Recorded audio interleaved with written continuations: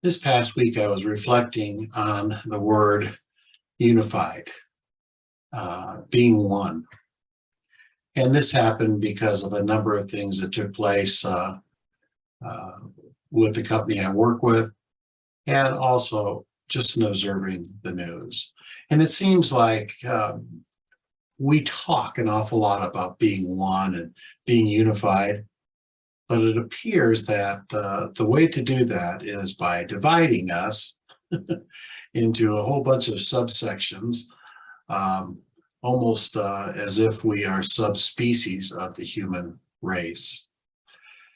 So I want to give an example of being unified. As I have mentioned in past videos and in posts, I spent a number of years working with performing groups, and they were so much fun to do so many things with. But one of the things that we really enjoyed a lot was doing show choir type of work. And what this requires is it requires anywhere from 30 to 50 young people to be in absolute sync with each other. And they have to work as one. And so we would work with the kids all year in order to go to a couple of competitions to see how well they would do. Well, for those who graduated from high school, because we worked with high school kids, I knew a lot of them wanted to continue to participate. And so what we did was we created a summer group, which would take about a 10-day to a 2-week tour.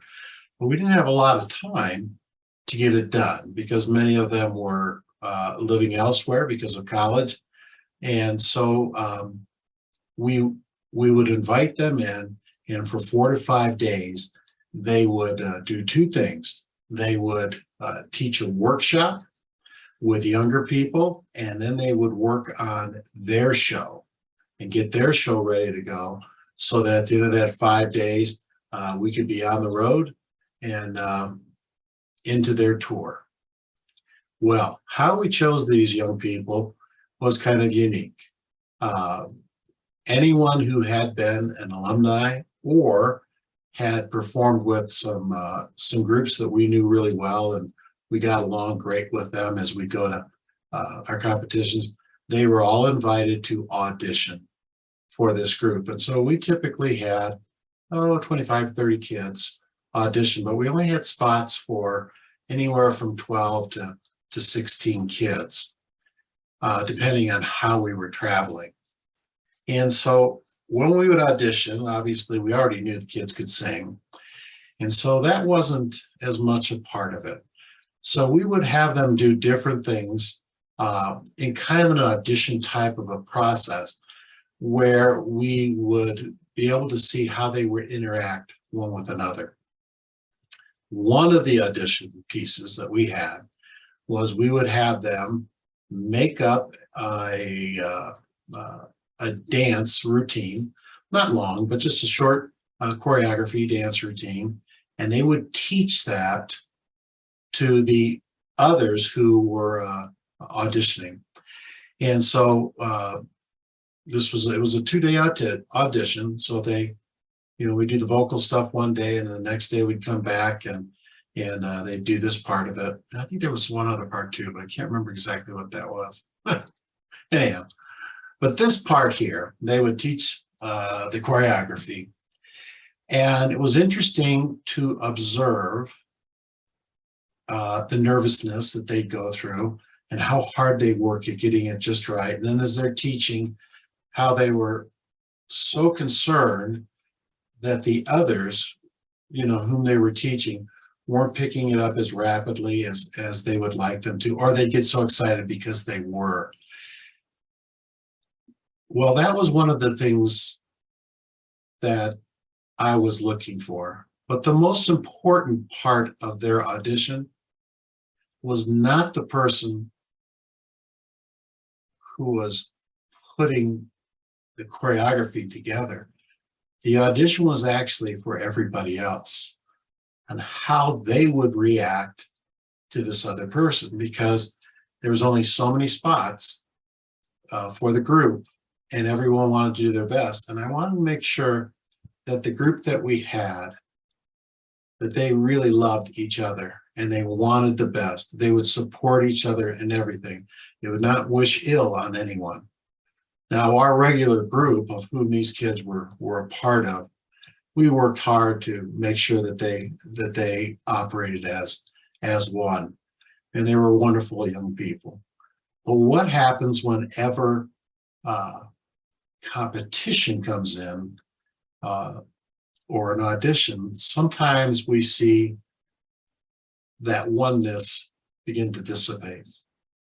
So we chose our group by those who supported each other the very, very best.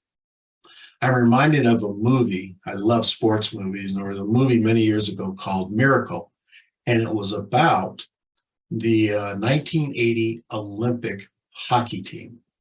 And when Coach Brooks in this movie, as they're going through and they're having the tryouts for all the different skaters, the different hockey players, when Coach Brooks chooses his team, his consultants, they're like, why did you choose these guys? These are not the best players in the country. And he says, this is the best team. He says, I need to have the best team. And of course, in 1980, we had the best team in the Olympics. We beat the Russians, and I think it was the Finnish for the gold. And it was an amazing feat because he had the team that would work together and play as one. In our nation today, maybe in the church we attend or whatever it might be, there's always some forms of conflict. And sometimes it's a little passive aggressive or maybe a little backhanded. And people, sometimes people will smile to you and they're really not thinking the very best, but they're kind of smiling at you. We need to simply not let that affect us, but we need to try to be one with our neighbors, with our family, with our countrymen. There are a lot of things that divide us in this country. And there are a lot of people and a lot of institutions that are trying to divide us. Don't let that happen. What makes this country great is that we are all Americans. And by being an American, it means that we are accepting of all. Now, we don't accept things that are not good. We do not accept evil. But we accept people, no matter what their background is, to come and join and become a member of this country, obviously doing it the right way, but becoming an American and living the way that they choose to live in freedom and in love one with another.